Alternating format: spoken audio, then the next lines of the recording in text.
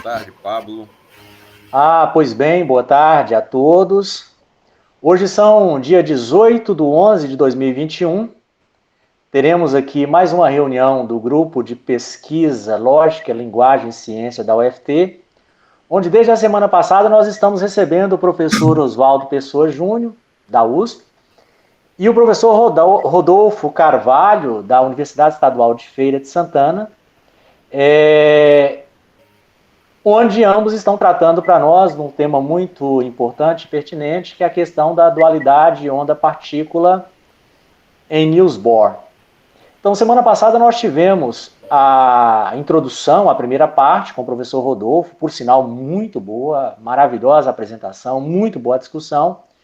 E aí, como não deu tempo de fecharmos tudo a semana passada, resolvemos hoje, por consenso aí com os nossos dois professores, resolvemos concluir hoje, tá bom? E hoje está com a palavra o professor Oswaldo Pessoa Júnior, e a partir de agora ele pode fazer a sua apresentação, a sua exposição, e ao final nós faremos as perguntas que aparecerem de acordo com a fala dele. Professor Oswaldo, com você a palavra. Legal, obrigado. É um prazer estar aqui, né? Novamente. Olá, Vinícius. Olá, Márcia. Olá, Zé Vieira. Olá, meu irmão Rodolfo. E Eduardo. Oswaldo. Enfim, eu gostaria de repetir o clima de discussão da última vez, né? Que a gente não teve tanta informação assim, que teve, né? Mas não houve um massacre informativo, houve, né, uma ênfase grande no bate-papo. Então, eu vou tentar repetir isso hoje, né? Então, eu pensei assim, a ideia é discutir as ideias do Bohr e na medida em que a gente entende, né, suas ideias, na medida em que elas são consistentes e tudo mais, né? Então, eu vou, na verdade, começar apresentando uma lista de 10 teses que é defendida pela interpretação de Copenhagen. Então, seria assim, uma espécie de mistura do Bohr. O Niels Bohr seria o principal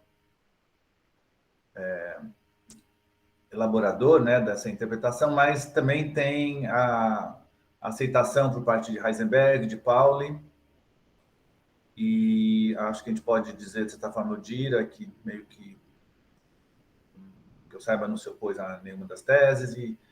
Então, eu vou compartilhar agora uns slides só para nos ajudar. E então, cá estou, complementando o Bohr.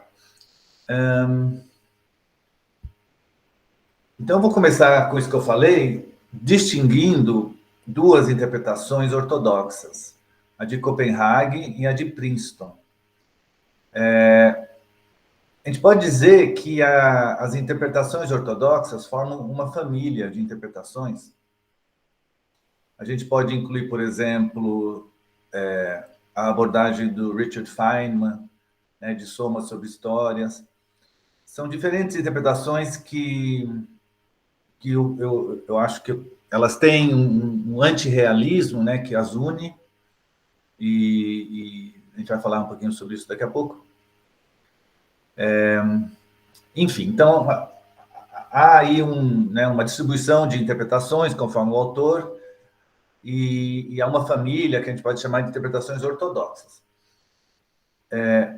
Uma delas, muito bem caracterizada, é a visão do Niels Bohr. A gente pode chamar de interpretação de Copenhague. A interpretação de Princeton, eu não vou entrar muito, mas ela é mais associada a von Neumann, Wigner, Londoño-Bauer. E o que caracteriza essa interpretação é a ênfase no processo de colapso da função de onda, redução da função de onda. Boa tarde a todos.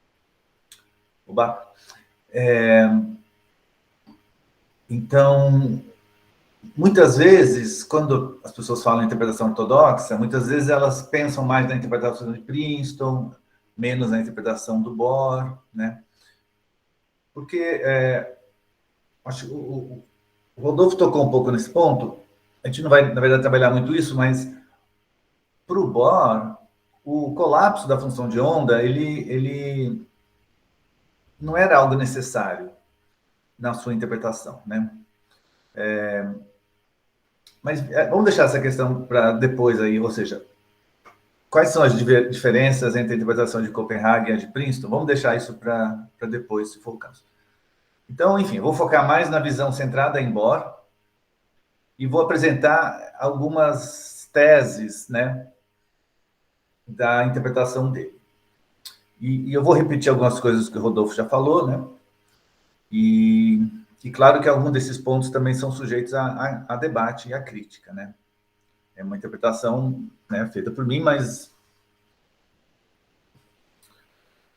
sobre autores assim relevantes para ler sobre o Bohr, tem uma referência de um autor chamado Scheib, que eu vou passar para vocês, o Rodolfo conhece, que eu acho que é o autor mais interessante para assim sistematizar as ideias do Bohr.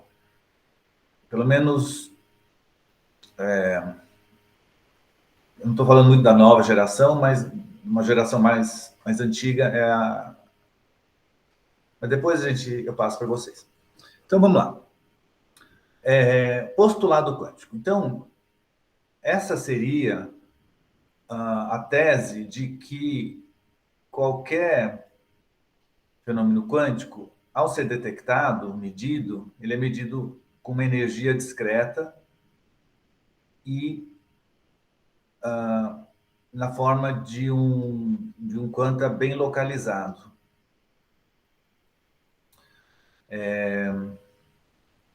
Então, se você tem o experimento de interferência de luz, classicamente você espera uma franja de interferência, mas quanticamente, quando a intensidade do feixe é bem baixa, a primeira coisa que você observa é um pontinho, e esse pontinho é um fóton, né?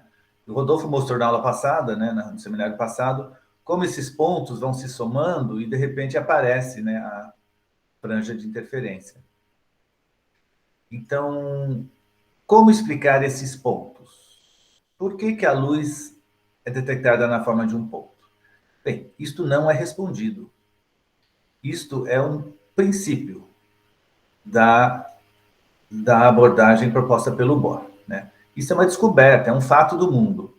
Quando a luz interage com o detector e é amplificada, você sempre captura uma quantidade discreta de energia e, como a maioria das medições são medições de posição, você acaba localizando, achando uma localização bem definida para a luz. Isso, no caso do elétron, não é muito estranho, né? Porque é o que a gente espera com relação ao elétron, porque a gente imagina o elétron como uma partícula. Isso se torna mais estranho no caso da luz. Então, extraindo um pouco das palavras do Bohr, há uma descontinuidade essencial, né? Ele usa esse termo, na absorção e emissão de radiação e partículas materiais pela matéria, incluindo no processo de medição. Então, só nessa frase tem bastante assim coisa incluída aí, né? A gente pode dizer com segurança que essa descontinuidade essencial ocorre no processo de medição. Agora, se ela ocorre num processo de absorção ou emissão de um corpo que não está sendo medido, aí é uma outra discussão, né? Mas no texto do Bohr e do Planck, geralmente esse tipo de afirmação é feita da maneira que está aí, né? E aí, como eu já falei, tais processos se dão enquanto de energia discretizada e de localização bem definida. Então, esse é o postulado quântico. Ele vai desempenhar, na interpretação do Bohr, o papel do colapso da função de onda. Então, se você tem uma interpretação mais ondulatória, realista, você fala assim, não, o elétron é uma onda, ele está se espalhando pelo espaço, mas quando eu meço, ele colapsa, né? E é por isso que eu vejo só um pontinho na hora que eu meço o elétron. Isso é um discurso de uma interpretação ondulatória realista, pode ser adotada de uma maneira mais instrumentalista pela interpretação de Princeton. Mas no caso do Bohr, esse discurso não é usado. O discurso que é usado é: ponto de partida, o fenômeno quântico é detectado na forma de um ponto. Aí você pergunta para o Bohr, mas e a redução do pacote de onda e tal? Ele vai falar: não, tudo bem, essa é a maneira matemática que a gente expressa esse fato, né? Mas ele está aqui, vamos dizer, ele está adotando uma abordagem mais intuitiva, mais talvez empirista, no sentido de construir os postulados a partir do que é vivenciado experimentalmente, né? Então, essa seria a minha justificativa para esse postulado quântico e em que sentido ele desempenha um papel equivalente ao postulado da projeção do von Neumann, né? Mas depois a gente pode também voltar a essa discussão. Ok. Aí, o Bohr tem como vocês sabem bem, né, porque acho que é um tema que já foi bastante discutido, ele tem toda uma justificativa filosófica, né? Então, abrir um parênteses, né? Vocês sabem, o Bohr ele tinha uma sofisticação filosófica bastante grande e um esforço muito grande em coerência, né? A gente encontra algo parecido no Einstein também. Eu acho que no Heisenberg a gente pode até encontrar uma formação filosófica interessante, mas a gente não encontra esse esforço de coerência, né? O Heisenberg não prima ao longo da sua carreira, né, por se esforçar por ter uma filosofia consistente ao longo do tempo. Ele, na verdade, salta, né? Ele tem uma filosofia saltitante. Ele começa mais instrumentalista, depois ele adere à complementaridade. No final da vida dele, ele já é mais um platônico. E a mesma coisa com relação às suas posições políticas, né? Heisenberg, ele ficava em cima do muro, ele não, né, com relação ao nazismo e tal. O Bohr não, o Bohr era um cara muito mais não só coerente na sua filosofia da ciência, a filosofia da quântica, mas politicamente ele tinha posições bem claras, né? Ele era mais maduro, né? O Heisenberg era mais jovem. Mas, enfim, não vou entrar nisso agora. Então, nesse contexto que eu estou falando que ele tem uma postura uma filosofia consistente, coerente, né? Ele desenvolve essa tese relativa à linguagem clássica, de que a gente está preso, vamos dizer assim, a gente está condenado à linguagem da física clássica. A gente não consegue sair dela. Por quê? Porque essa é a linguagem que é necessária para a gente se adaptar ao mundo, para a gente comunicar para as outras pessoas o que está acontecendo, especialmente os resultados das medições. Então, para fazer ciência, a gente precisa de medições com resultados bem definidos, né, que não envolvem superposições quânticas. O mundo que a gente tem acesso é o mundo macroscópico. Ele se comporta de uma maneira que permite que a gente use esse tipo de linguagem e esse tipo de linguagem permite a comunicação. Então, por conta dele chamar atenção, né, dessa maneira, por uma certa limitação da nossa capacidade de conhecimento, que é o fato de que a gente está preso e condenado ao uso dessa linguagem clássica, ele foi comparado já, né, com o Wittgenstein, no sentido de explorar os limites da linguagem, né? E a gente também pode compará-lo só por causa desse aspecto ao Kant, né? Que é um tema que vocês do grupo vão explorar agora cada vez mais, né? Ok, então vamos lá. Então vou ler aqui. Só temos acesso ao mundo nanoscópico, né, mundo quântico, através de aparelhos macroscópicos e a descrição da aparelhagem experimental e dos resultados das medições, assim como a comunicação para os outros cientistas, só pode ser feita na linguagem da física clássica. Então, essa é uma tese muito interessante, né? Então, a gente vê assim, o mundo quântico, para ele, né, isso volta naquela discussão do realismo ontológico e epistemológico da vez passada. A gente pode pensar assim, não, para o Bohr tudo bem, existe um mundo quântico, ele existe, tá, e está lá, tá, mas a gente não... Ele não chega a falar dessa maneira, mas é como se ele admitisse que esse mundo quântico ele é, vamos dizer, diferente e que a gente não tem acesso direto a essa estranheza. A gente tem um acesso indireto através dos meios limitados fornecidos pela nossa... Ele enfatiza a linguagem, mas também pela nossa capacidade epistemológica de aprender o mundo. A gente só consegue aprender o fenômeno de maneira clássica. Bem, então essa é a preparação. Agora vem o... Bem, eu ia chegar onde eu queria chegar, eu quero chegar na dualidade onda-partícula, né? Mas ainda tem mais umas duas teses só para a gente caracterizar aqui essas interpretações ortodoxas. E esse terceiro ponto, eu estou usando o termo distúrbio interacional, né? A palavra distúrbio você podia falar em perturbação, né? Mas perturbação tem vários significados em física. E a ideia básica é de que uma medição na física quântica altera o objeto quântico, né? E essa alteração, ela é incontrolável.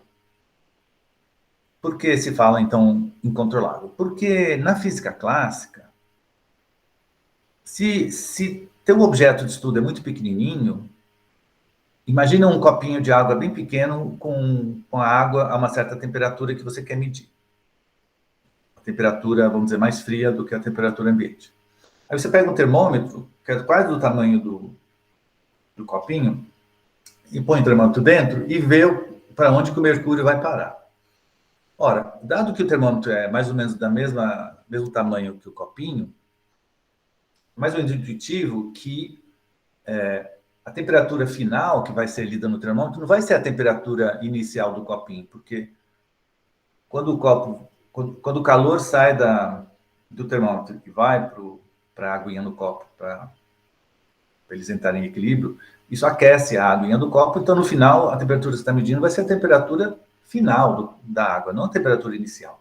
Porque a medição provoca um distúrbio, interfere, né, altera o objeto sendo medido. Então, isso por si só não é novidade, né? O que é novidade é que, na física clássica, você tem uma teoria de como funciona o teu termômetro, né? Como que o calor se distribui, e você pode calcular, corrigir, né? A partir do resultado final que você lê no teu termômetro, você faz uma conta e você consegue dizer qual era a temperatura inicial da água. E dessa maneira você consegue dizer que você mediu a temperatura da água. Agora, no caso da física quântica, você não consegue fazer isso. Esse é o ponto do Bohr e dessa ideia de que o distúrbio é incontrolável, né? Por que você não consegue? Bem, uma razão é que você pode falar assim, não, é porque você poderia tentar usar a física quântica para descrever a interação do aparelho de medição com o objeto e tentar, de certa forma, né, no final corrigir o que aconteceu e tal. Essa é toda a problemática que o von Neumann inaugurou e que recebe o nome de problema da medição. Mas o Bohr corta isso, né? Corta o nó górdio, falando, não, o aparelho ele é macroscópico. Então, você não consegue usar a física quântica para descrever o aparelho e sua interação com o objeto quântico para tentar corrigir Enfim, não dá, né? Então,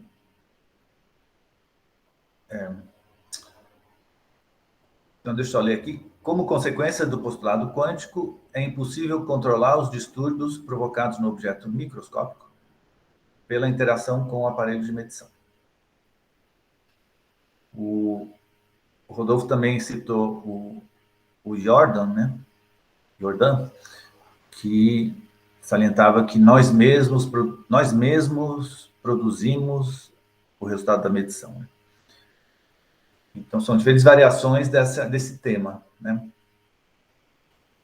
E aí tem a versão através do princípio da incerteza, né? Que você pode também usar o princípio da incerteza para argumentar nessa linha aqui de que toda medição provoca uma alteração no objeto quântico. Então tá. O quarto ponto que eu quero salientar, né, desde o início, é que essas interpretações são basicamente antirrealistas. Agora, existe uma discussão se o Bohr era realista ou não é. Então, vou dizer, isso vamos dizer, uma segunda aproximação. A primeira aproximação, essas interpretações são antirrealistas. Elas evitam qualquer retrato sobre o que está acontecendo no mundo não observado. O conceito de realidade só se aplica àquilo que você observa, que você tem acesso. Um elétron, antes de ser medido, você pode ter um tratamento matemático, você pode até, se você quiser, usar um modelo mental, beleza, pode usar, mas esses autores não acham que essa representação de um elétron antes da medição leve a qualquer resultado positivo, quer dizer, eles não incentivam isso.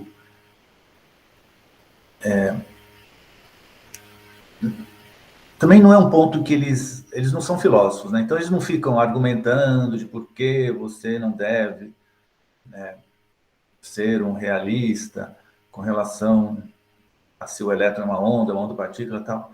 Eles meio que já partem do princípio, alguns, né, que são mais positivistas, depois a gente discute um pouco isso, né, que seria o Pauli e o Heisenberg no começo. O Bohr já tem todo um discurso mais sofisticado para justificar esse tipo de atitude, né? E quando há o debate com Einstein, Podolsky e Rosen, o Bohr usa vários argumentos que são basicamente antirrealistas, né?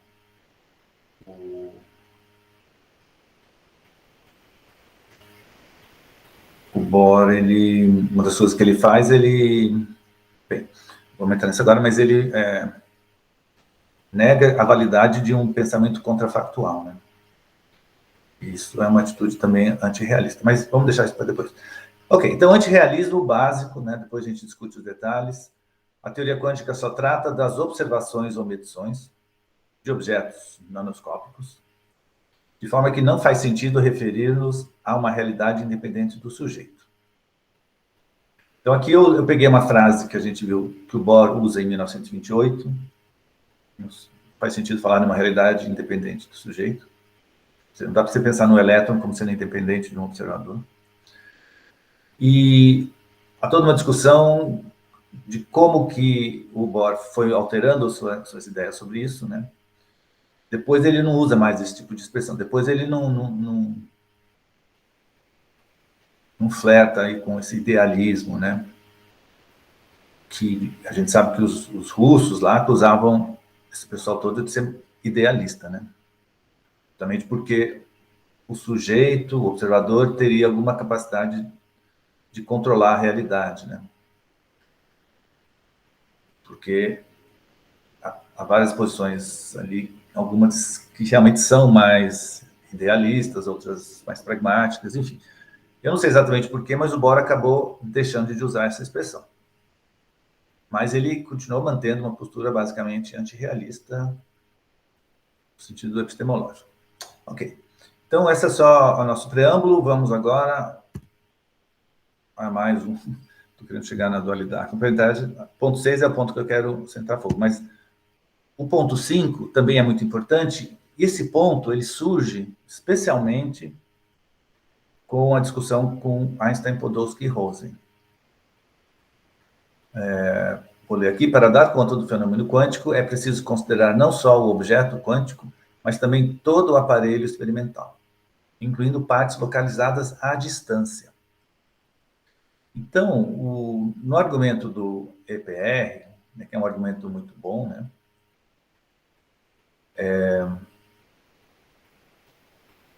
Você tem partículas que se separam à distância, e aí o argumento basicamente é o seguinte, né? Aqui na Terra, imagina que uma partícula está na Lua e outra está na Terra, elas são correlacionadas.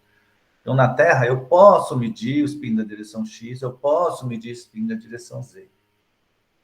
que são variáveis incompatíveis. Né? A gente sabe, na formulação original, eles trabalhavam com posição e momento. Tanto faz. Vamos voltar agora ao discurso com spin. Então, aqui na Terra, eu posso medir spin na direção X, posso medir spin na direção Z. Se eu medisse spin na direção X, instantaneamente lá na Lua, essa variável vai se tornar um elemento de realidade, ela vai ter um valor bem definido. Isso instantaneamente. A gente sabe disso.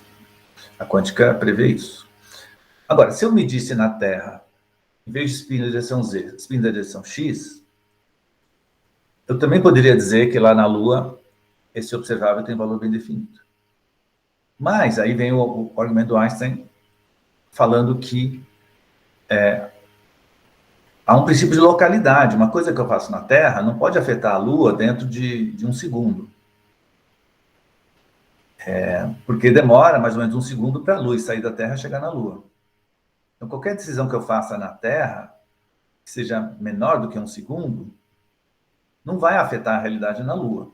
Mas eu acabei de dizer que se eu medisse o spin na direção X, teria realidade na Lua. Se eu medisse o spin na direção Z, teria realidade compatível na Lua. Mas essa minha escolha não pode afetar o que está acontecendo na Lua, porque essa escolha minha demoraria um segundo para chegar na Lua, e essa conclusão que a gente tira é algo que se refere ao imediatamente após a medição. Portanto, a conclusão lógica é de que esses elementos de realidade pré-existem lá na Lua. E a teoria quântica não dá conta disso. Né? Bem, então o Bohr vai responder a esse argumento. Né? E ele usa vários tipos de... Né, uns 2 ou 3 argumentos, basicamente. E um deles é com relação à questão da localidade. Né? Então, o palavreado do Bohr é um pouco enigmático, porque ele fala assim, olha, não há dúvidas de que não há nenhum processo mecânico que se propaga da Terra para a Lua instantaneamente. Isso não existe, isso não há. Mas fala, puxa, então ele está defendendo a localidade. Porém, não se pode separar o fenômeno quântico em partes. O fenômeno quântico é uma coisa única, é uma totalidade, um holismo. Então, por conta disso, o que ele está dizendo, né? É como se houvesse não localidade, é como se houvesse uma ação à distância. Então, ele diz de um lado que não há ação à distância, de outro ele diz que há. Ele não usa essas palavras.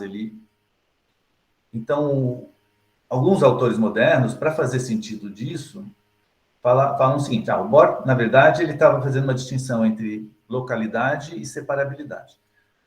Então, o Bohr está falando, olha, os efeitos físicos se propagam de maneira local, ou seja, a uma velocidade finita. Ou seja, se eu faço uma pequena alteração aqui, essa alteração vai afetar os vizinhos apenas. E esses vizinhos vão afetar os seus vizinhos. E é claro que vai demorar um certo tempo para passar de vizinho em vizinho. Então, essa ação por contato, de vizinho em vizinho, vai indo até chegar lá na Lua. Então, essa é a visão de mundo da localidade, né, que aceita a localidade, que é mais ou menos a concepção de mundo que reinava, né, nos anos 30. Depois que a teoria da relatividade geral tinha estabelecido, né, que a gravidade também se propaga a uma velocidade finita. Né? Então, a luz se propaga a uma velocidade finita, a gravidade a uma velocidade finita. Então, nós temos a localidade. As ações são locais e elas vão se propagando por contato. Então, tem uma certa velocidade. Só depois de um certo tempo é que vai chegar na Lua. Então, isso tudo mais não concordava. Mas aí o Bohr, para poder resolver o problema, para inviabilizar o argumento de EPR, ele usa como eu falei, 2 ou 3 argumentos. Um deles é esse, de que você não pode pegar o fenômeno quântico e separar em partes. Né? Então, aí seria um conceito levemente diferente de separabilidade. Então, ele defende a localidade, o Bohr, mas ele estaria, vamos dizer, dizendo que a quântica não pode ser, não há separabilidade, você não pode separar um par de partículas em coisas separadas. Então, dessa maneira, é um argumento, quer dizer, é um argumento que o Bohr dá para neutralizar o argumento de EPR, né? Mas aí tem até a questão dos contrafactuais também, que a gente teria que inserir um pouco esse argumento, e não vou fazer isso agora. Alguns autores, como Yammer, Max Yammer, ele faz o contraste, ele fala, antes o Bohr salientava muito o distúrbio interacional, e depois, em 35, ele passa a salientar mais a totalidade. Eu acho que é interessante isso, mas eu acho que a ideia de distúrbio se mantém, né? Acho que é uma coisa que não foi abandonada. Talvez houve uma alteração, né? De como que o peso que o Bohr dava para o distúrbio interacional. Então, tá bom. Então, a totalidade é uma coisa que está relacionada com o teorema de Bell, é uma coisa muito discutida. Acho que a discussão filosófica na comunidade dos físicos, eu acho que não é muito sofisticada, os físicos meio que simplificam as coisas, né? Acho que é um tema bem interessante para ser colocado em termos filosóficos. Ok. Finalmente chegamos na complementaridade, né? Na tese da complementaridade, que é o que eu vou explorar um pouquinho hoje, para ser mais didático, né? Para a gente reforçar um pouco a nossa intuição do que é essa dualidade de arranjos experimentais, né?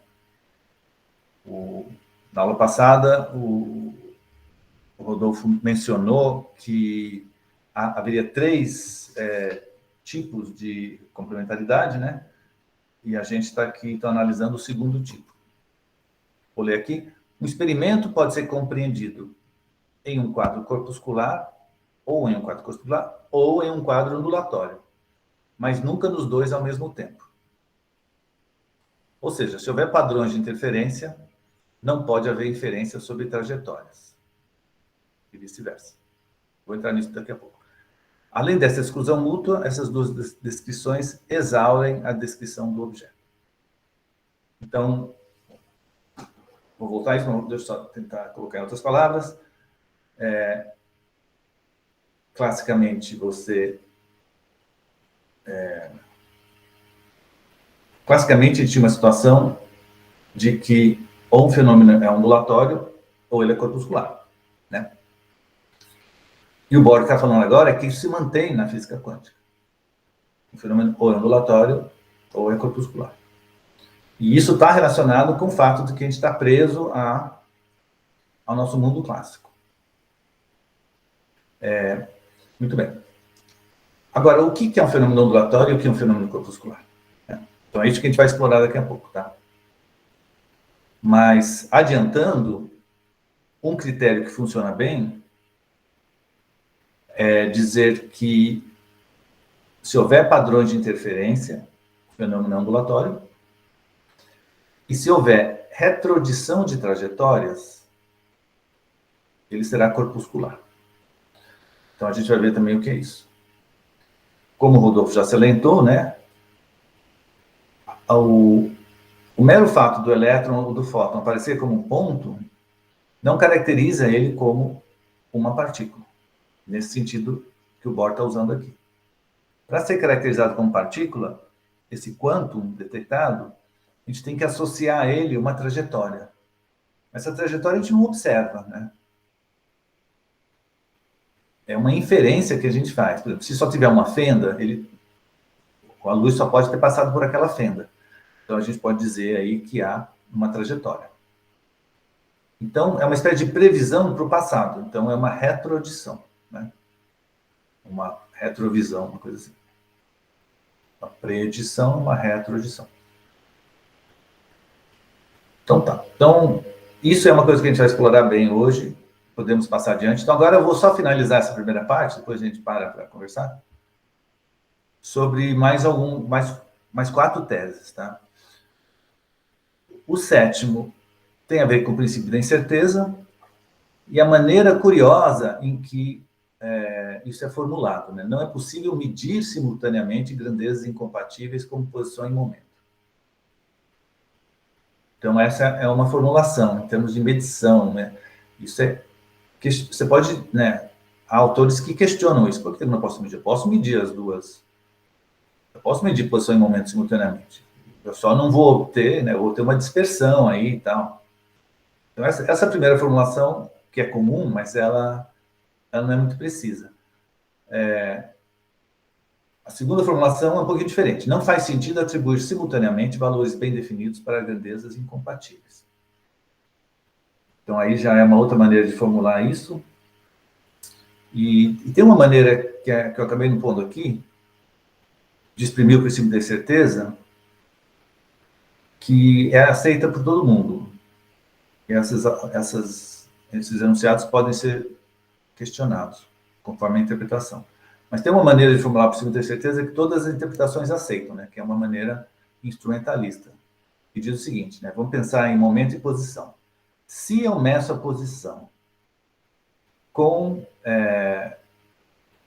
um resultado bem definido, então, para uma medição posterior de momento, eu não consigo prever com certeza qual vai ser o resultado. Essa é a formulação instrumentalista, aceita por todo mundo, do princípio da incerteza. Ela fala sobre, primeiro você mede uma coisa, e quando isso acontece, afirma-se que você não pode prever com certeza o resultado da variável incompatível. Então, é uma maneira de você não precisar falar em valores bem definidos, né? O único valor bem definido que você obteve foi um resultado da medição, que tem um erro pequeno. Então, isso é algo que você pode asseverar experimentalmente. E tem a questão da previsão, né? Mas você não precisa falar em grandezas, em valores, né, das grandezas, e também você não precisa se comprometer com essa ideia de que não há medição simultânea. Por quê? Qual é um exemplo de medição simultânea? Bem, um exemplo de medição simultânea é o experimento de EPR, de Bell, você medir o spin nas duas partículas ao mesmo tempo. Isso é uma medição simultânea. Você está obtendo informação sobre a partícula A diretamente com a medição em A e indiretamente com a medição em B. É uma medição simultânea. Então, na verdade, não há nenhuma proibição de medições simultâneas. Se você quiser defender que não é possível medir simultaneamente, você vai ter que explicar por que uma medição indireta não é uma medição. Você vai ter que elaborar melhor isso, né? Então, tá. Então, isso é sobre o princípio da certeza. Agora, eu vou chegar num ponto, em 3 pontos, que vão tocar na questão do realismo e do antirrealismo. Então, até agora, eu argumentei que a interpretação ortodoxa era antirrealista, como uma primeira aproximação. Mas agora a gente vai ver nos refinamentos, nos detalhes, que às vezes, né, esses filhos acabam adotando posturas realistas, né?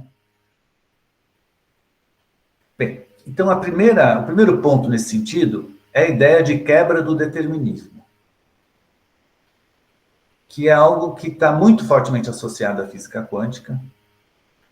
Ela só vai ser, a tese 8 só vai ser questionada com o David Bohm, em 1952, com a sua interpretação determinista. Aí surge um choque, né? E há todo um debate interessante aí relativo à interpretação do David Bohm. Mas vamos pensar, deixa eu só ler como é que eu tentei exprimir essa quebra do determinismo aqui. Então, essa quebra do determinismo é algo que a gente encontra muito nos anos 30, na literatura de divulgação, e a gente tem o Paul Forman, aquele historiador da quântica, argumentando que houve uma pressão social, cultural, para que a física quântica abolisse o determinismo. E a tese do Feynman é controvertida porque ele argumenta que o contexto cultural pode influenciar no conteúdo da ciência. E isso deixa, né, aqueles que acreditam que a ciência tem um conteúdo objetivo, que é independente da cultura, de cabelo em pé, né? Mas essa tensão que o Feynman levantou, ela pode ser facilmente dissolvida, né, quando a gente considera que uma teoria científica tem uma parte objetiva e uma parte interpretativa. E, na verdade, a questão de se a quântica é determinista ou não é uma questão de interpretação. E essa, sim, é sujeita às pressões culturais. Então, a tese de Feynman, na verdade, ela não é um problema para uma visão sobre a filosofia da ciência como essa que eu apresentei, né? Que é uma visão de ser recebida, mas uma visão intuitiva de quem trabalha com filosofia da ciência e meio que tem algumas teses mais ou menos intuitivas, né, de que a ciência ela tem uma parte objetiva e tem uma parte interpretativa. Enfim, então deixa eu só ler aqui. Não faz sentido defender o determinismo no mundo microscópico. Então essa é uma afirmação antirrealista. Sim, a questão do determinismo, se defender o determinismo é uma defesa, você está defendendo uma visão realista, né? Você está dizendo, o mundo é determinista, mesmo que eu não possa observar isso acontecendo. Então, dizer que não faz sentido defender o determinismo é tipicamente uma maneira positivista, né, de se exprimir. Né? A expressão não faz sentido, né, se alguém fala isso, aí você pode associar ele a um positivista lógico, né, a um Wittgenstein, primeiro Wittgenstein que é próximo ao positivismo lógico, né, é um contexto antirrealista mais próximo do positivismo. Enfim. A imprevisibilidade observada em experimentos quânticos é expressa no formalismo pelo fato de que apenas podemos calcular probabilidades. As probabilidades não são elimináveis. E elas nem devem ser interpretadas de maneira meramente epistêmica. Ou seja, na física clássica, você atribuía probabilidades, mas era uma atribuição epistêmica, ou seja, eu não conheço todos os detalhes do meu sistema, eu não consigo prever o que vai acontecer, mas a minha visão da física clássica é determinista e eu uso probabilidades apenas de maneira epistêmica, apenas para exprimir a minha ignorância do que realmente está acontecendo aqui. Por isso que eu não consigo prever o que vai acontecer, eu só atribuo probabilidade, porque eu não sei os detalhes, não conheço as variáveis ocultas. Então, essa é a maneira tradicional de se falar em probabilidades na física clássica. Mas agora esse pessoal está falando, não, aqui é diferente. As probabilidades na quântica são diferentes. Não é que a gente ignora, não, é uma coisa mais ontológica. Então, agora, assim, se você defende o indeterminismo, você está adotando uma postura realista. Você está falando algo sobre o mundo que você não pode comprovar através da observação. Então, o que eu saiba, o Bohr não insiste muito nessa questão, mas outros autores que eventualmente insistam nesse ponto estão adotando uma posição realista com relação a esse ponto. Bem, outra maneira, então, de exprimir essas coisas sem, talvez, adotar uma postura tão antirrealista, tão realista, seria dizer que o mundo, efetivamente, para todos os efeitos, é indeterminista. Então, aí, essa seria a atitude antirrealista mais normal. Você vai falar o seguinte, olha, gente, a gente não consegue prever o resultado da medição. Aí você fala assim, então você é um indeterminista? Aí a resposta coerente fala, não, eu sou um antirrealista. Eu não sou nem determinista, nem indeterminista. Essa questão está para além da capacidade da ciência de resolver. Isso é coisa para os metafísicos.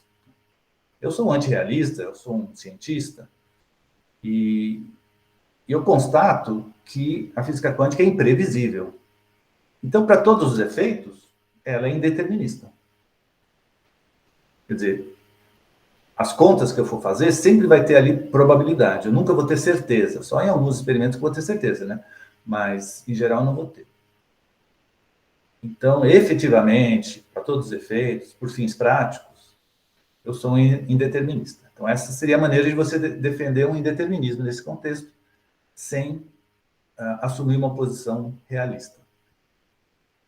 Então, esse é um tema de filosofia da física, bem interessante de explorar, né? A questão do determinismo, como é que se define isso e tal.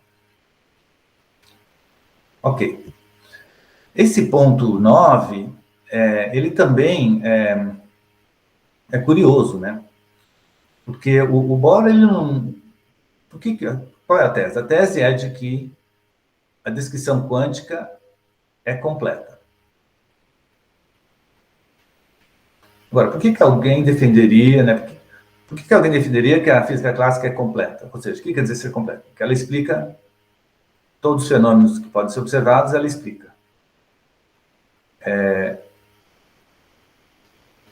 Hoje em dia, né, a maneira que a gente aprende física hoje em dia, né, a gente é ensinado que nem a teoria da relatividade geral, nem o modelo padrão é a palavra final. Então, a gente meio que tem essa ideia de que a física vai ser completada.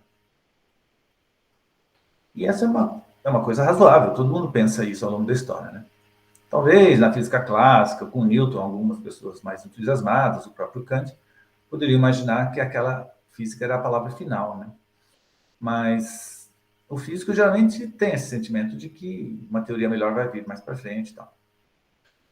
Então, por que o Bohr defende a completeza? Porque ele foi instigado a isso pelo Einstein, Podolsky e Rosen, que argumentaram que a física quântica é incompleta.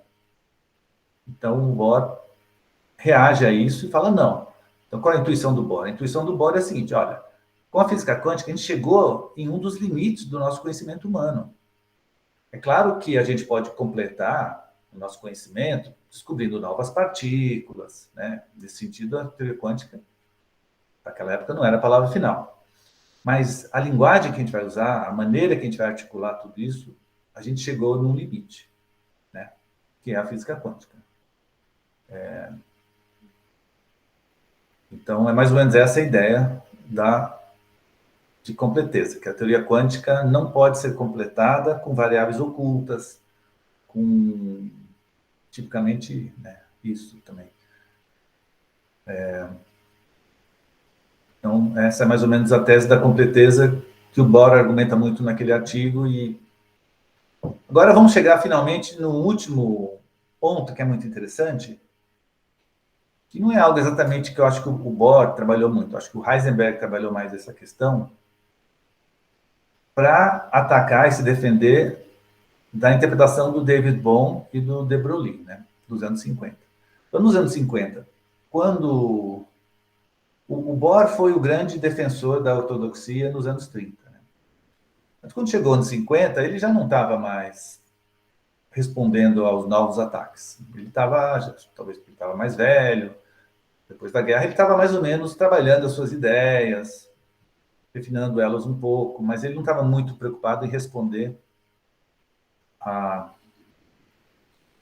interpretações alternativas. Sabe-se que o Bohr não gostou da interpretação do Everett, né? Dos estados relativos ou muitos mundos, mas ele não publicou nada sobre isso. Agora, quem adotou essa postura foi o Heisenberg. Então, Heisenberg, nos anos 50, é ele que é o maior responsável por responder ao David Bohm, né? E também, mais no final da década de 50, surge um novo desafio lançado pelo Henninger sobre experimentos de resultado nulo. E, deixa eu notar o nome dele aqui. Estão aí ainda? Vocês estão aqui. Um minuto, só pôr aqui o nome do... Já estamos terminando essa primeira parte, aí a gente começa o bate-papo.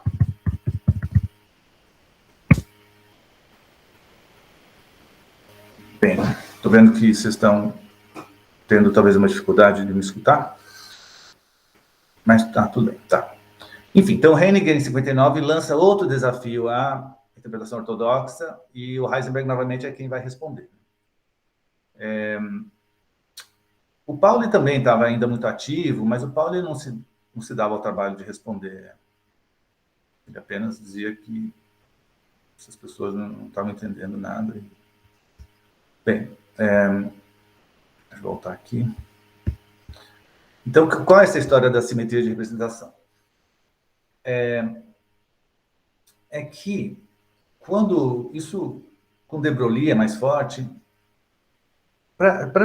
de Broglie queria justificar que o elétron tem sempre uma posição bem definida. Então, qual é um dos argumentos dados? Ora, o que a gente mede? É sempre posição do elétron. Toda vez que você mede um elétron, você vê uma posição bem definida.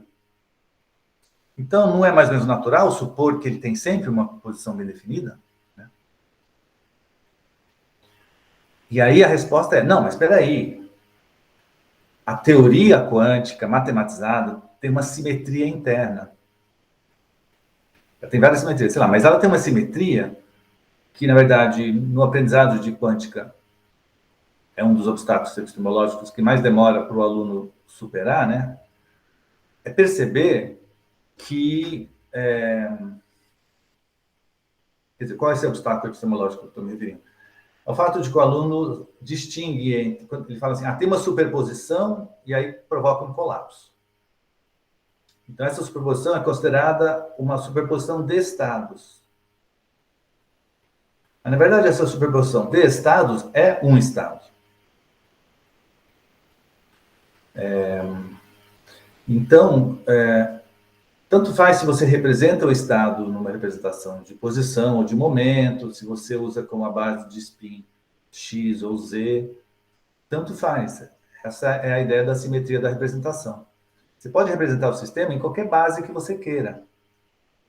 A representação vai mudar, mas a função de onda vai se referir ao mesmo, vai ser a mesma objeto matemático. Né? Então, sei lá, você tem uma onda plana. Na representação de momento, é uma representação que você consegue representar de maneira simples. Mas você pode mudar para a representação de posição. Aí você vai ter ali uma integral, uma coisa complicada. São duas maneiras de exprimir o mesmo objeto. É semelhante assim ao caso da geometria, né? Você tem um objeto geométrico, você pode usar uma coordenada ou pode usar outra coordenada para descrever aquele objeto. Seria a mesma coisa, essa tese da simetria da representação. Então, é um argumento para dizer que não é correto você privilegiar a variável de posição, no caso do elétron, como o de Broglie faz. O elétron pode ser descrito tanto nas coordenadas de posição quanto na representação dos momentos. As duas são equivalentes. Enfim, então é uma maneira de se contrapor a esse argumento de que a luz, especialmente os elétrons, tem posição bem definida o tempo todo. Então tá. E o que é curioso dessa argumentação é que essa argumentação usada pelo Heisenberg é tipicamente realista, né? Porque ele está se baseando não em algo que você observa, né? O de Broglie está usando um argumento antirrealista, do tipo, nós observamos posição, por isso vamos considerar que as posições são reais. Isso é tipicamente um argumento antirrealista. E agora, esse pessoal está usando um argumento realista. Estão usando um argumento que não envolve observações, eles estão se referindo à estrutura interna da teoria e argumentando que essa estrutura interna da teoria reflete a estrutura da realidade para além da observação humana. Então, isso mostra como que é muito comum na ciência, né, com relação a esse debate realismo-antirrealismo, o cientista a preocupação dele não é a coerência total, né? A preocupação dele é se adaptar, número um, ao ambiente empírico, né, dos dados experimentais, E número 2, ao ambiente das outras teorias e das outras posições, né? Então, Bohr, Heisenberg aqui estão respondendo a ataques e estão adaptando a sua interpretação a esses ataques. E se eu, de repente, vou lançar mão de um argumento realista, nesse momento vale a pena. A coerência não é mais importante do que eu dar um bom argumento contra alguém que está propondo uma interpretação diferente da minha. Então tá. Então, eu falei demais já. É sempre assim, né? Acho que a gente pode parar e vamos... Acho que deve ter tido bastante coisa, né? E vamos abrir para perguntas e debates e críticas também, né?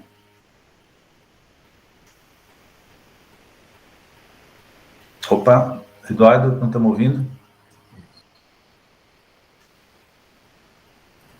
Está mutado. Eduardo. Está sem som. Oswaldo. Eu vou ligar o outro microfone. Agora foi. Porque agora deu eco, né? Não, espera aí.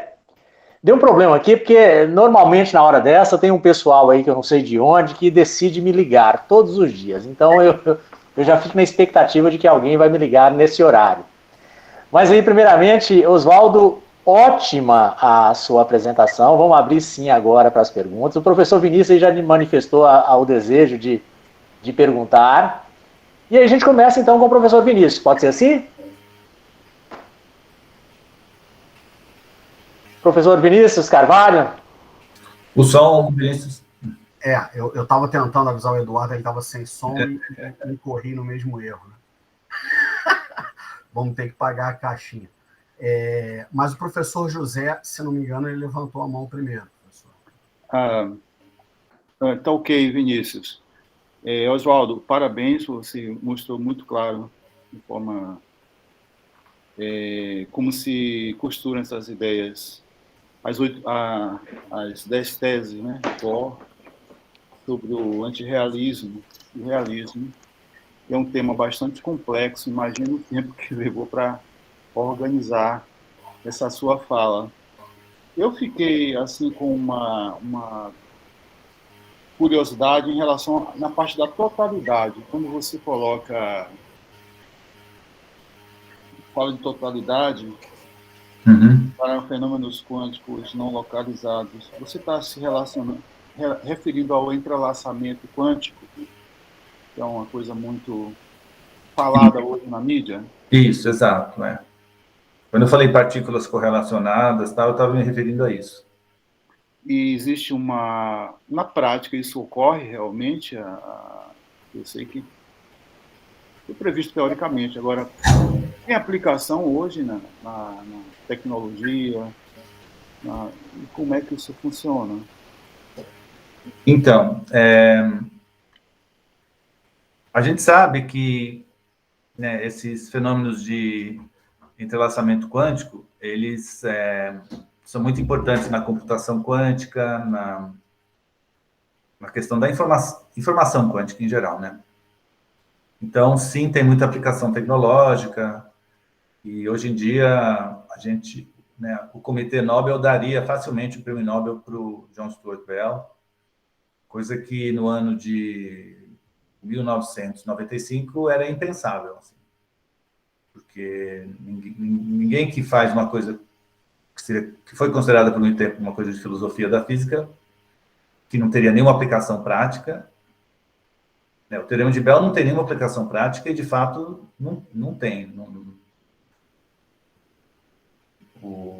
Se fosse seguir esse critério, o Bell não ganharia o Nobel, mas o pessoal, hoje em dia, no Nobel, eles flexibilizaram um pouco os critérios deles, né? Então, eles já atribuem Nobel para pessoas que fazem coisas tipo Hawking, né? Eles não deram o Nobel para o Hawking, mas foi por pancada, né? Porque ele teria ganho agora com o Penrose, certamente. Mas, enfim, as aplicações práticas que ocorreram nos anos 90, com computação quântica e outras, elas fazem uso do emaranhamento quântico. Então, é nesse sentido que o Bell adquiriu importância. Porque o Bell, ele trabalhou a questão do emaranhamento quântico. Ele usou uma notação que é adotada, né, na computação quântica. Então, o pessoal daria Nobel para ele por razões relacionadas a essas, assim. Ele ter explorado um assunto que acabou sendo importante para a computação quântica. Agora, em termos de o que significa o Teorema de Bell, isso já é uma coisa mais enrolada em termos filosóficos. Mas eu vou tentar resumir em 5 palavras aqui, não, em 2 minutos, qual é a minha opinião sobre o que está acontecendo hoje em dia com relação a essa questão. Então, você chega para um físico e pergunta, o que você tem a dizer sobre sistemas emaranhados? Aí a resposta vai ser, não, é que a física quântica é não local. Como assim não local? Esses emaranhamentos quânticos têm não localidade, né? O Einstein errou? O Einstein errou. O Einstein falou que esse tipo de não localidade é fantasmagórico, tal. Bem, o Teorema de Bell, se você for analisar, isso que eu vou fazer agora é uma interpretação do Teorema de Bell, né? Há quem discorde do que eu vou falar agora, mas o que eu vou falar agora é a visão recebida, vamos dizer, é a interpretação que se adotou depois que o Teorema de Bell foi trabalhado e testado, né? É a visão do Shimon, do Leggett, do D'Espagnat, né? É a visão de que o Teorema de Bell ele é um dilema, né? Ele diz que você ou tem que abandonar o realismo ou tem que abandonar a localidade. Deixa eu fazer esse resuminho aqui. Teorema de Bell. Ou abandonar realismo ou abandonar localidade. Então, se você... Isso, na verdade, existem alguns físicos que são assim. Eu conheci um que falou isso e eu fiquei muito feliz. Que é um físico instrumentalista, um físico teórico instrumentalista no que tange a física quântica. Ele disse que assim, não, gente, para de perguntar o que está acontecendo na realidade, se tem uma função de onda que colapsa instantaneamente. Esse conceito de realidade só atrapalha. Então, essa é uma primeira joia que saiu da boca desse professor. O conceito de realidade só atrapalha, né? Por quê? Porque a atitude do físico matemático é o seguinte, olha, você tem a descrição quântica do que está acontecendo, você calcula as probabilidades, e aí faz o experimento e vê se bate as probabilidades. Bateu? Beleza. Agora, quando você calcula as probabilidades, ocorre não localidade? Ocorre ação à distância? Ocorre transmissão de informação mais rápido que a luz? Não. Né?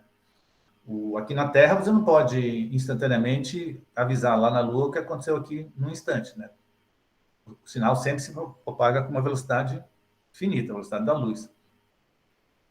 Então, assim, o físico instrumentalista, deixa eu escrever isso aqui, ele abandona o realismo, né? E mantém a localidade. Muito bem.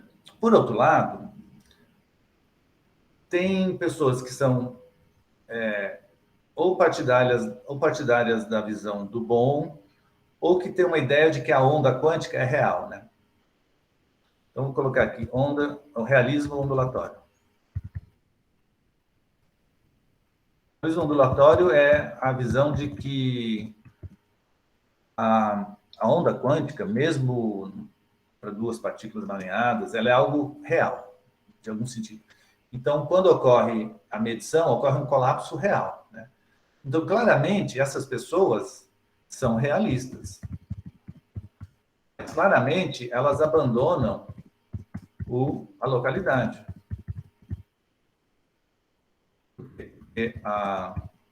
O colapso é instantâneo, né? É não local. Então, essas duas posições são consistentes com o teorema de Bell. O realismo ondulatório, ou a teoria do bom também, ela é realista, mas ela abandona a localidade, ou seja, ela tem que... Quando você diz que a função de onda, se você considera que ela é real, você diz que ela colapsa instantaneamente, você está imaginando que duas partículas têm uma função de onda emaranhada, quando você mede algo aqui, colapsa instantaneamente e muda algo aqui. Isso acontece instantaneamente. Agora, se você atribui realidade para essa onda, então você está dizendo que a realidade é não local. Ou seja, os efeitos propagam a velocidade mais rápida que a luz. Mas o instrumentalista não tem esse problema. O instrumentalista fala, não, gente, que isso? Essa noção de realidade aí só atrapalha. É isso que dá. Você fica achando que função de onda tem realidade, dá nisso. Então, o que a gente pode dizer sobre... A gente pergunta para o nosso físico amigo, ele vai dizer, olha, o teorema de Bell mostrou a não localidade quântica. A não localidade quântica é um fato. Mas peraí, mas o instrumentalista ele não precisa defender a localidade. Então, na verdade, como é que eu interpreto isso? Quando esses físicos que falam, teoria quântica é não local, isso é um... O que eles querem dizer é outra coisa, né? Então, quando você ouve um físico falar não localidade, física quântica é não local, o que eles querem dizer é simplesmente que na física quântica é não local, é sinônimo de dizer que na física quântica há o fenômeno do entrelaçamento, né? Como você colocou. Vou colocar aqui entrelaçamento ou emaranhamento. Entrelaçamento.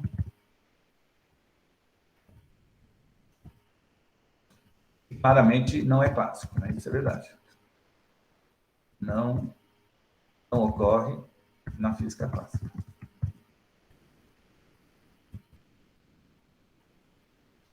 Então, quando o físico fala isso, a física quântica é não local. O que ele quer dizer, o que ele deveria querer dizer, é que na física quântica há esse fenômeno do entrelaçamento, e isso claramente é algo que não ocorre na física clássica. Isso é verdade. Então, claramente, a quântica tem algo diferente da física clássica.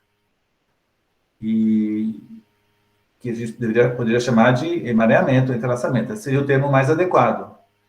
Mas o uso não muito rigoroso que os físicos fazem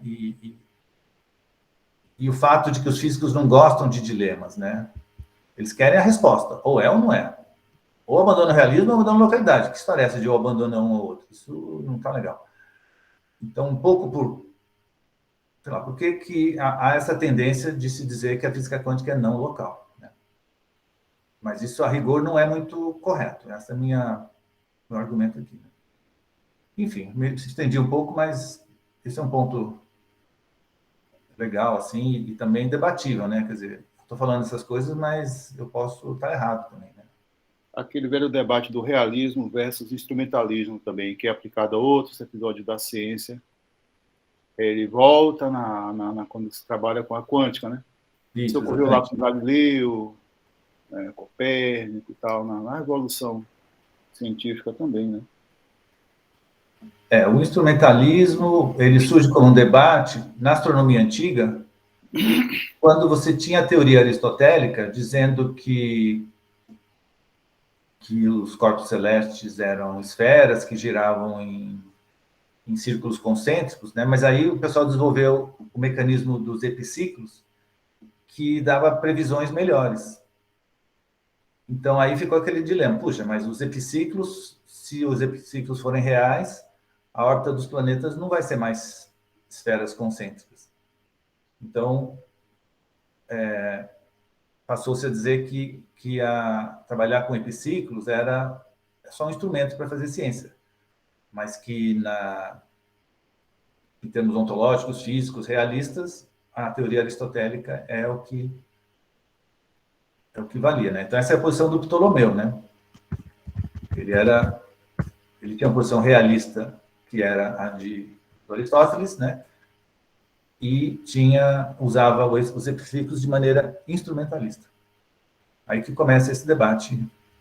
Tem também na medicina, né, uma oposição semelhante ali na antiguidade. Muito bem. Mais alguma questão, professor José Vieira? Não, tudo bem, estou satisfeito. Ótimo, ótimo. Professor Vinícius Carvalho. Boa tarde. Obrigado Boa tarde. pela excelente exposição, professor Oswaldo. Queria encaminhar uma questão que não ataca diretamente. Aliás, são duas questões, e ambas não atacam diretamente o problema do dualismo onda-partícula, mas se dirigem, digamos assim, ao pano de fundo geral da sua apresentação, professor. Em algumas oportunidades, você frisou que os físicos, sobretudo os físicos dessa geração, né, bom, vou fazer essa pergunta não estava prevista, não é uma das duas, tá? Mas seria bom se você pontuasse se concordas que esses físicos, da passagem do 19 para o 20, da primeira metade do século 20, merecem uma ressalva quando nós estamos falando das reflexões filosóficas dos físicos, de um modo geral. Porque quando nós simplesmente falamos dos físicos e de suas investigações, de suas incursões no terreno da filosofia, de suas reflexões epistemológicas, né, falamos dos físicos de um modo geral, podemos dar a entender que há alguma unidade, digamos assim, e que inclusive a formação filosófica do mundo da física, né, manteve-se no mesmo padrão de robustez ao longo do tempo. Mas me parece que essa geração, ela é, não só por seu trabalho científico, mas também por sua erudição filosófica e por sua obra filosófica, uma geração diferenciada. Não à toa, geralmente, nós nos referimos a eles como os físicos filósofos, né? Ou outras expressões parecidas. Mas as perguntas propriamente ditas são as seguintes. Ao longo da sua apresentação, você frisou mais de uma vez que não haveria uma preocupação muito grande da parte, né, desses físicos com uma coerência epistemológica. Né? Quer dizer, havia um certo uso flexível da epistemologia, né, e o emprego dessas reflexões filosóficas de um modo bastante estratégico do debate em que eles inseriam. Isso me remeteu diretamente a uma expressão muito jocosa, inclusive, que o Einstein se utiliza, que é o do oportunista inescrupuloso. Quer dizer, os físicos devem parecer aos epistemólogos sistemáticos como oportunistas inescrupulosos, porque numa determinada situação ou diante de um problema específico, eles podem defender um realismo, podem ser idealistas em outras questões, e assim sucessivamente, não cabe aqui, ele vai enumerando diversas posições filosóficas que o mesmo físico pode assumir conforme a ocasião. A um público mais amplo, isso pode parecer uma inconsistência filosófica, né? Pode parecer um certo jogo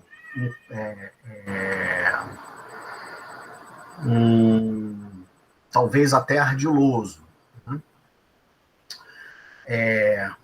Mas revela, né, a erudição e a expertise desses personagens e o modo como eles se utilizam da filosofia para os seus propósitos. Aliás, o Einstein tem expressões que são maravilhosas, né? Que ele também fala assim, os físicos, todo físico teórico é um metafísico domesticado. Né? Então, metafísicos domesticados, oportunistas e escrupulosos.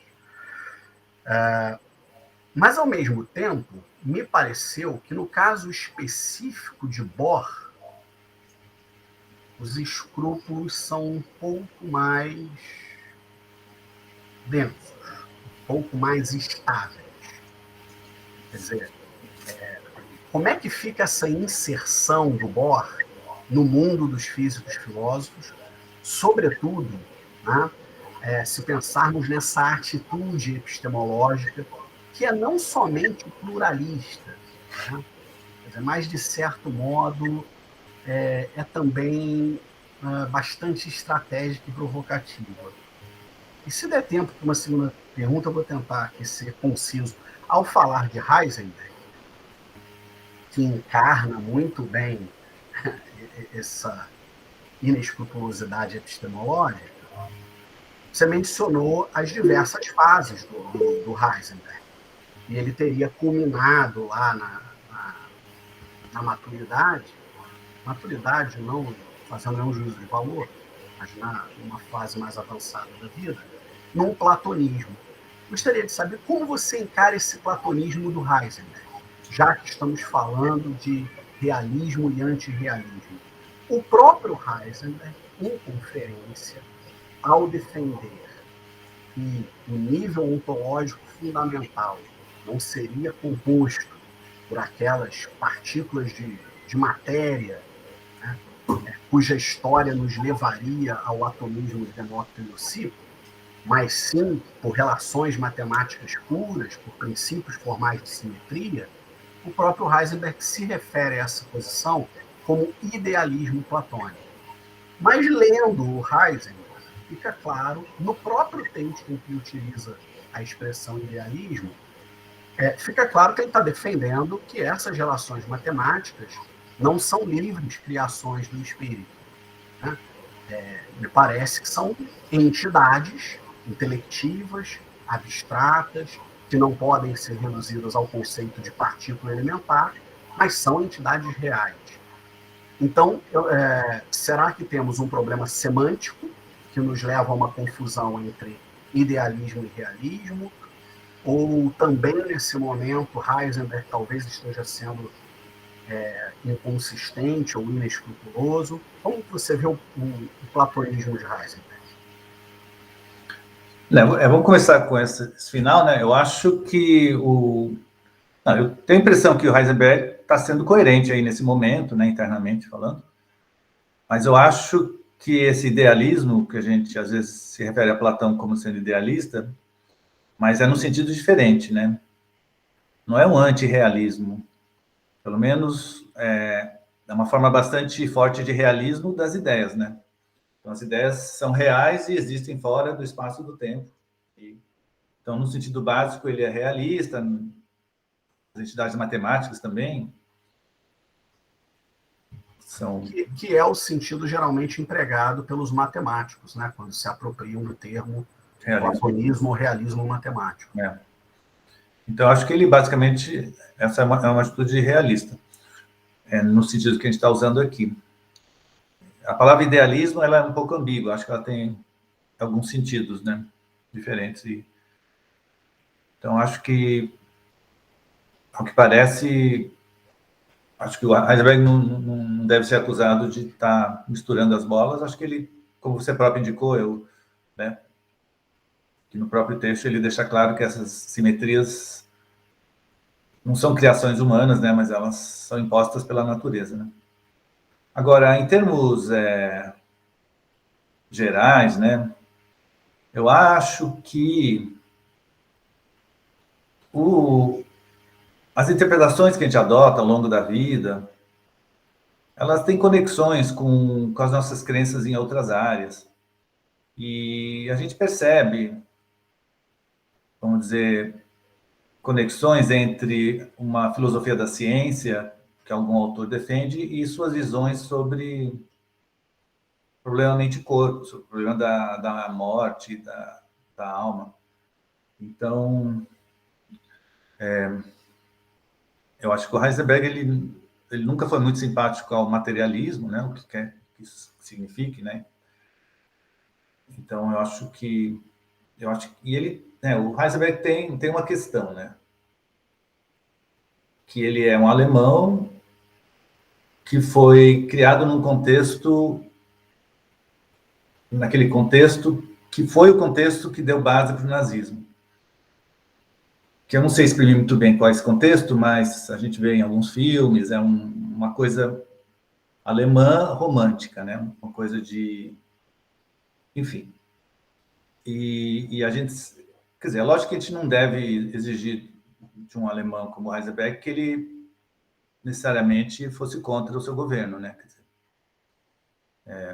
tudo bem, ele trabalhar no projeto da bomba, tudo bem, ele aderiu ao nazismo pragmaticamente. Ele, aparentemente não era um nazista como o Jordan, o pessoal fala que Jordan era mais simpatizante do nazismo, etc.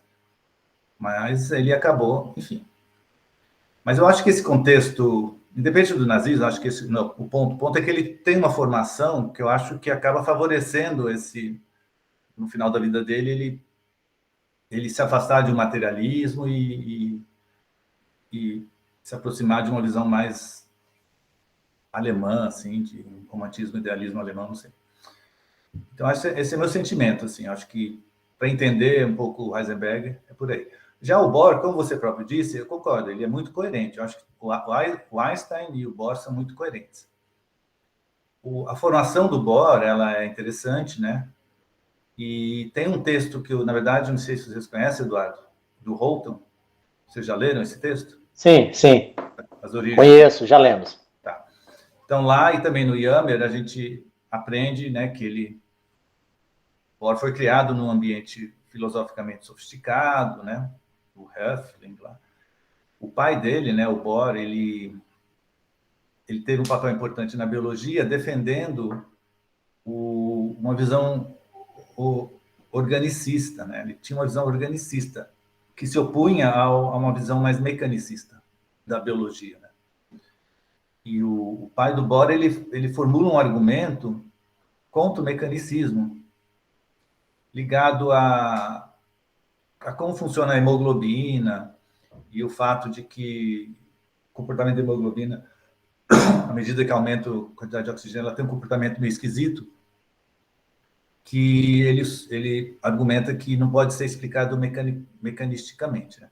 Só nos anos 60, com o Monod e Jacob, esse pessoal com a noção de alosteria, é só aí que essa abordagem mais mecanicista passa a explicar esse ponto da hemoglobina, que o pai do Niels Bohr tinha argumentado que não dava para ser explicado mecanisticamente.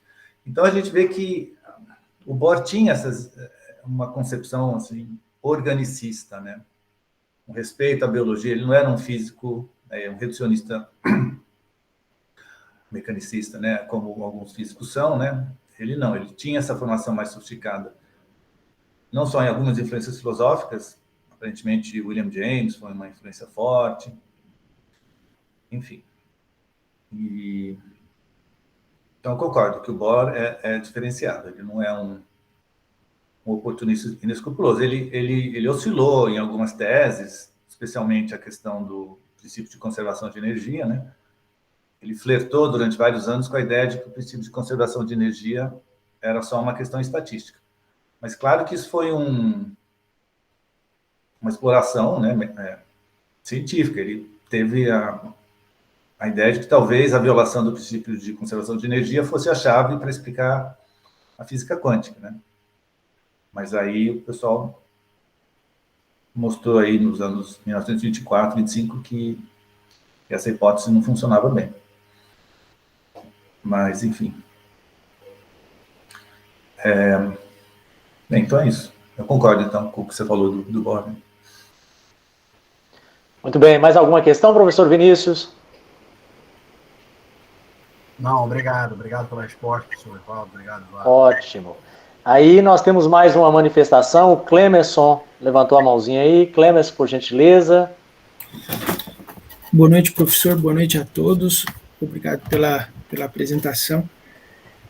A minha dúvida é que, quando o Bohr defende a dualidade onda e partícula e começa a fazer as demonstrações quânticas dele, ele parece reforçar a ideia de uma realidade relativa, como se a realidade não só fosse dependente, mas relativa ao ponto de vista a qual se analisa, o que faz paralelo com aquilo que o professor falou na aula passada sobre a realidade independente, que a gente não que é uma abstração. E nesse sentido, parece que Bohr fortalece essa ideia de que essa realidade independente, além de ser uma abstração, ela faz elo de conjunção com essa ideia que a gente infere através daquilo que a gente consegue atingir, o que faz paralelo com essa ideia de Platão, de forma e de essência. Parece que quanto mais perto a gente chega dessa realidade relativa, mais a gente descobre evidência de um mundo que é desconhecido a nós, mas que está sempre perceptível diante daquilo que a gente realiza. Tem como você falar um pouco sobre isso? Você falou um montão de coisa aí, e eu não vou conseguir comentar sobre tudo, mas a tese de que a realidade é relativa, né, ela é uma das interpretações da teoria da relatividade restrita, né, mas não a única. E na física quântica, mais recentemente, o Rovelli tem argumentado que a teoria quântica deve ser interpretada de maneira relacional, relativista, relativa, mas baseados aí nas coisas do amigo de Wigner, esse tipo de abordagem à questão. Mas não vamos entrar nisso agora. Eu acho que você falou, o que você falou é sensato, assim, né, de que o Bohr talvez pudesse ser interpretado como defendendo um relativismo, de que a realidade é relativa, né, a como a gente observa ela, né, a que experimento a gente resolve fazer, né. Mas eu acho que, a rigor, defender que a realidade é relativa, ela pressupõe alguma forma de realismo. E eu acho que o Bohr, ele acaba não caindo no relativismo justamente porque, quando ele diz assim, eu posso fazer o elétron, eu posso fazer um experimento e vê-lo como uma partícula, eu posso fazer outro experimento e vê-lo como uma onda. Então, um relativista falaria, não, então, portanto, num caso o elétron é uma onda e no outro caso o elétron é uma partícula. Essa seria, então, uma visão relativista. Mas o Bohr, ele evita falar isso, porque ele nunca fala que o elétron é uma coisa ou outra, né? Ele fala, basicamente, ele fica no nível da linguagem, no nível epistemológico. Nós estamos presos aqui na maneira de nossa linguagem, a gente só consegue exprimir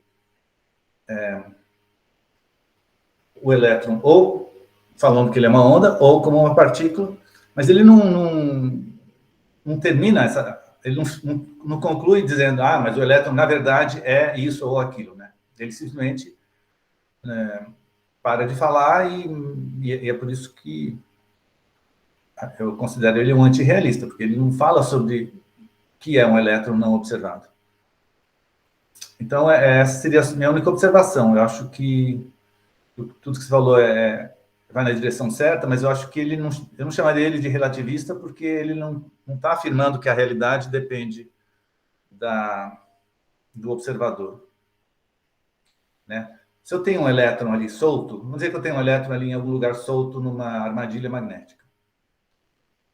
Enquanto o elétron está lá, ele está lá, está num estado, matematicamente pode definir qual estado, mas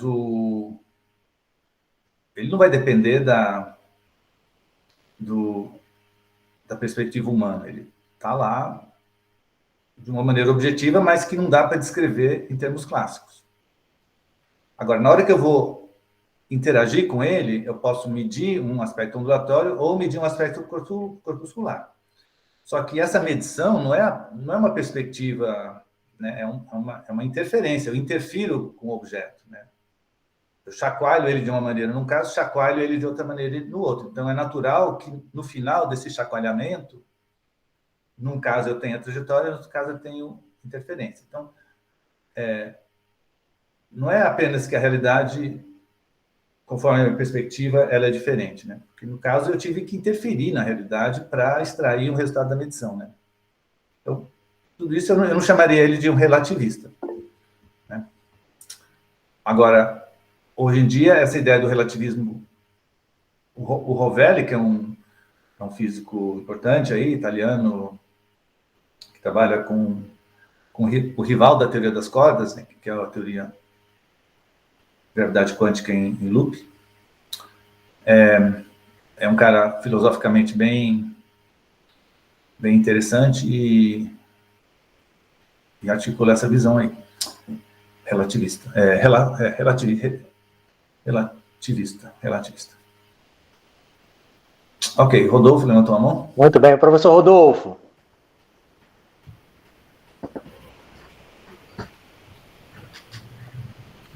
Bom, eu não concluí ainda, mas eu estou lendo o livro do Asher Pérez, que inclusive é um livro que é um autor que o Oswaldo tem incluído aí na lista dos instrumentalistas. E em um determinado momento ele fala algo que me pareceu bastante irônico. Eu não sei até que ponto, até onde ele quer levar essa insinuação, mas ele diz alguma coisa do tipo: olha, nessa discussão sobre o processo de medição, muitas coisas que têm sido colocadas não são de ordem interpretativa, mas são teorias novas. Como se dissesse assim: olha, o que estão fazendo aí são tentativas de elaborar uma teoria diferente da teoria quântica. É importante eu frisar aqui o aspecto irônico, porque eu fiquei assim na dúvida. Será que ele está ironizando ao ponto de dizer: olha, essa discussão é tão sem sentido que vocês estão introduzindo coisas aí que mais parece uma nova teoria física do que uma interpretação? Mas a minha pergunta é em que medida um instrumentalista radical reconhece que é legítimo o debate sobre as interpretações quânticas? Ou, dito de outra maneira, será que um físico como Asher Pérez reconhece que a mecânica quântica, além de ter uma parte objetiva, ela tem uma parte interpretativa, né, onde ele eventualmente se incluísse nesse rol das interpretações como um instrumentalista? Ou será que para ele não há sequer uma controvérsia de natureza interpretativa? Quer dizer, até que ponto um instrumentalista não estaria sendo radical até ao ponto de negar que existam interpretações diversas da mecânica quântica, entende? Até que ponto um instrumentalista pode querer silenciar qualquer discussão de natureza interpretativa com, vamos dizer assim, a euforia de que a parte objetiva em si se bastasse? Quer dizer, nessa perspectiva radical, é como se o instrumentalista, eu estou pensando aqui alto, não reconhecesse o quão legítima é a discussão sobre os fundamentos de mecânica quântica. Como é que você vê essa questão? Eu não sei sobre o Asher Pérez, que ele é um cara bem sofisticado, mas eu concordo com o que você falou, que a tendência do instrumentalista na física é considerar a perda de tempo estudar a teoria do David Bohm, por exemplo. E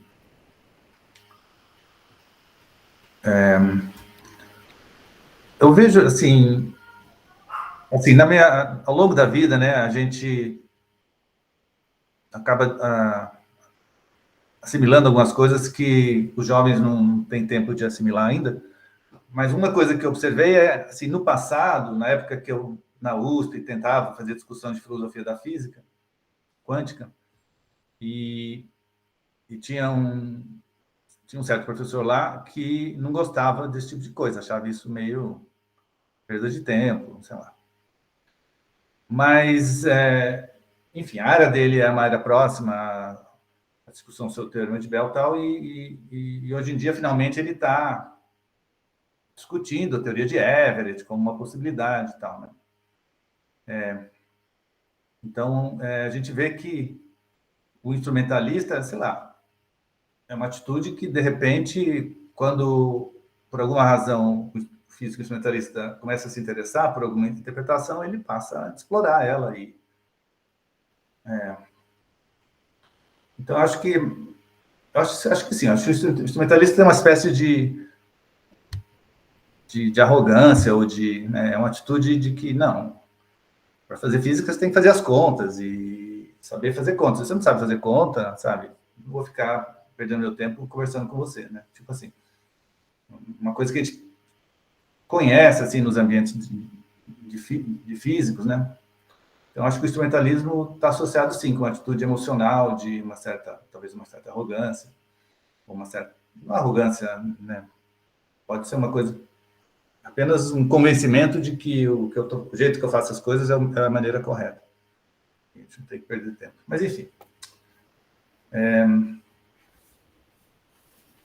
O Vinícius comentou sobre o Rovelli.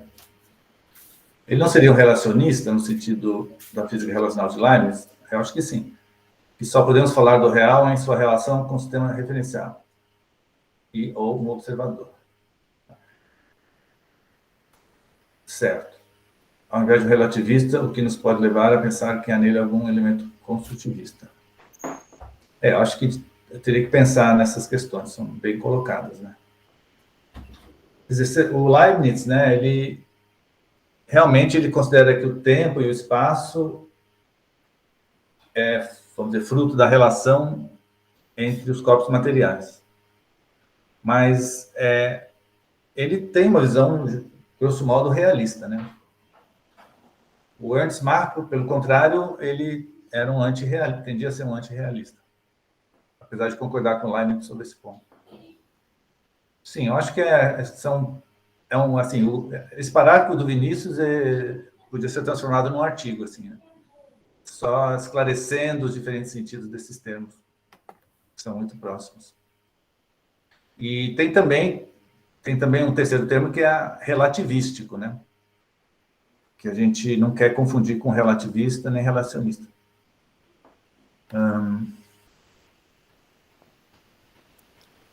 Mas, enfim. Então, acho que eu vou deixar em aberto essa questão, porque ela é muito... Professor Vinícius, você abriu a câmera aí, quer fazer algum comentário? Ainda temos uns minutinhos aqui antes de fecharmos.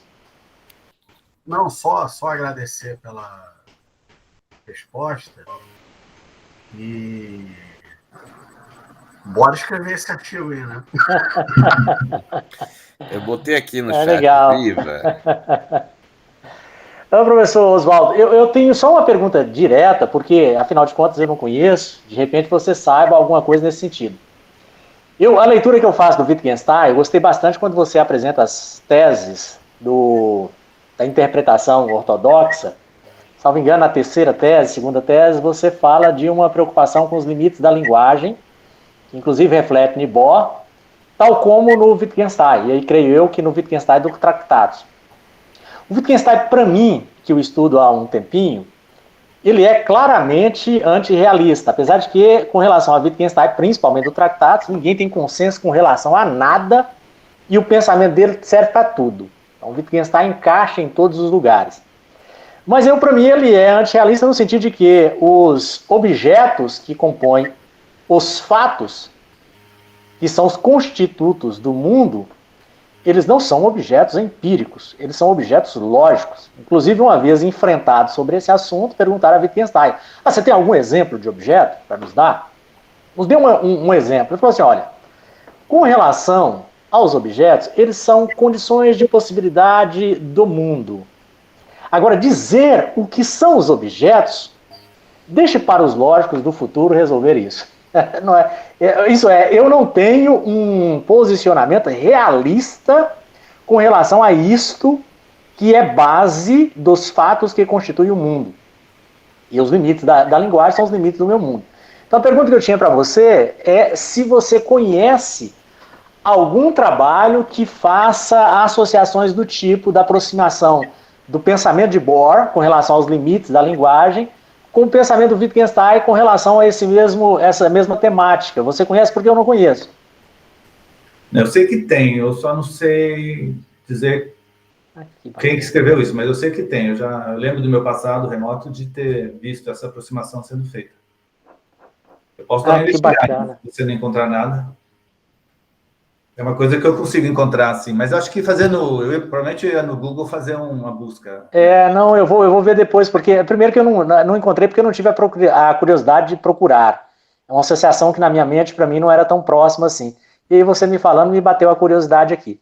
Gente, mas nós temos ainda alguns minutinhos, 8 minutinhos, mais alguém gostaria de perguntar? Fazer alguma pergunta? Pois não. Então, isso que eu apresentei hoje foi o preâmbulo do que eu ia falar, né? Ah, tá. Então, eu acho que o ano que vem, quando tiver uma janela assim que precisa preencher, aí você chama a gente de novo, me chama. Ótimo. E aí o que eu queria fazer era dar exemplos didáticos, concretos, de situações que são fenômenos ondulatórios e fenômenos que são corpusculares. Ótimo. Então vamos ficar combinado. Aqui no grupo, conforme nós havíamos conversado, o que nós estamos tendendo a fazer é sair no encalço de um Bohr kantiano. Então já temos aí para o mês de dezembro, 2 e 9 de dezembro, o professor Paulo Litt, da UFSCar, que vai tratar do idealismo transcendental na crítica da razão pura, uma introdução ao Kant, ao pensamento do Kant, para depois a gente ir aprofundando nessa temática no ano que vem. A gente poderia, no ano não civil, mas no ano acadêmico do ano que vem, no calendário acadêmico, combinar contigo uma data para que você retorne a esse tema. Para nós é maravilhoso, já estou muito feliz com a presença suas agora, e vocês retornando aqui será muito bom mesmo. Você já falou com a Patrícia Kawak? Como eu tenho 2 demandas com a Patrícia, uma muito recente, que ela ainda não me respondeu, eu estou esperando ela responder a primeira demanda para mim ter uma abertura para tratar dessa questão. Mas eu vou convidar a Patrícia para vir aqui, talvez lá no mês de março, para falar um pouquinho dessa leitura que ela tem do Bohr kantiano. Eu vou verificar se ela vem. Eu creio que sim, porque isso também é de interesse dela, né? É tema de estudo, de pesquisa, né? Legal. Mas é isso aí, gente. Olha, não tendo mais nada a tratar, eu gostaria mais uma vez aqui de reforçar, primeiramente, os meus agradecimentos ao professor Oswaldo, ao professor Rodolfo, que tiraram dos seus preciosos tempos em 2 semanas para vir estar aqui conosco e ainda nos deixa aqui essa abertura da possibilidade de retorno para fechar a discussão. Muito obrigado mesmo, professor Oswaldo. Agradeço em nome de todos os componentes, e o professor Rodolfo, de todos os componentes do grupo, e ficaremos sim muito felizes com o retorno seus. Também gostaria de agradecer a todos vocês que estiveram aqui semana passada e essa semana. Conto mais uma vez com a presença de vocês, dia 2 e também dia 9 de dezembro, para a gente aprofundar nessas discussões aí. E, por fim, deixo aqui um tempinho para o fechamento do professor Oswaldo e o professor Rodolfo, para proferirem aí as suas palavras finais. Muito obrigado a todos os colegas professores que estiveram aqui, professor Erickson, professora Márcia, professor Vinícius, professor José Vieira.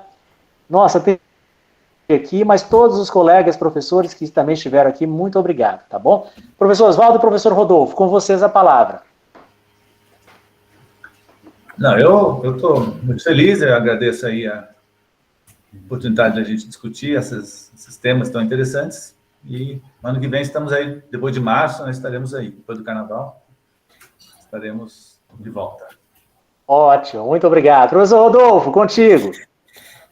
Bom, eu quero agradecer inicialmente ao convite que o Oswaldo me fez, agradecer também ao Eduardo, ao Vinícius, né? Realmente eu me senti muito acolhido aqui, um ambiente realmente muito saudável, né? E uma alegria muito grande, tá? Então, eu agradeço a presença de todos, de Vieira, todos que estão aqui, todos que vieram aí da UFES prestigiar esse evento, tá? E parabéns para todos nós. Muito obrigado. Muito obrigado mesmo. Obrigado. Professora Márcia, diz aí, eu é que sou extremamente agradecida pela oportunidade de participar dessas palestras e discussões. Muito obrigado, professora Márcia. Muito obrigado, professor Maxwell também, tá joia? E todos vocês alunos e todos que estiveram presentes aqui. Gente, um abraço para vocês.